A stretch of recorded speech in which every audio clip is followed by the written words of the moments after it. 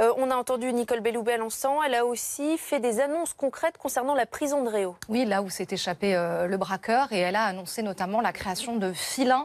Vous savez que l'hélicoptère avait pu se poser dans cette fameuse cour d'honneur parce qu'il n'y avait pas de filins de sécurité. Il y en aura désormais. Deuxième annonce concernant cet établissement de Réau, c'est aussi le fait que les surveillants n'étaient pas préparés, et elle a parlé d'un état de sidération des agents. Elle veut donc placer des agents mieux formés à ce genre de situation. Elle veut aussi condamner cette fameuse porte qui a permis aux commandos d'accéder à ce couloir, et enfin bien mieux verrouiller ces fameuses serrures qui ont été, on s'en souvient, complètement détruites à l'aide d'une disqueuse par les membres de ce commando. Voilà pour les annonces concrètes concernant Réau, et évidemment ces annonces-là, elles seront aussi possible pour d'autres établissements pénitentiaires. Par exemple, il y a d'autres établissements où les cours d'honneur ne sont pas dotés de filins de sécurité, et désormais ce ne sera plus du tout possible. Elle a fait aussi d'autres annonces un peu plus structurelles concernant l'organisation de l'administration pénitentiaire. Elle a par exemple annoncé le renforcement du bureau du renseignement pénitentiaire, qui s'est consacré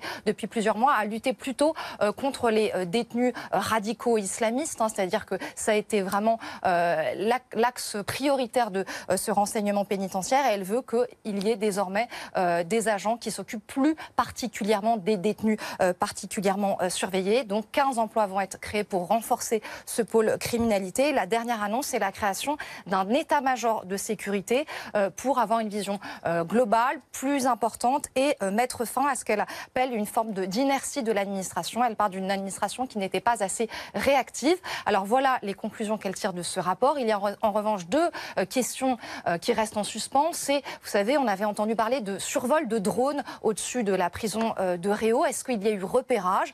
Le rapport n'en tire pas de conclusion, n'apporte pas de réponse. Et la deuxième question très importante, c'est la complicité ou pas en interne. C'est-à-dire, est-ce qu'il y a eu des surveillants qui ont aidé Redouane Faïd dans cette évasion? Là-dessus non plus, pas de réponse. Ce sera évidemment l'instruction judiciaire qui devra déterminer s'il y a eu ou pas des complicités en interne.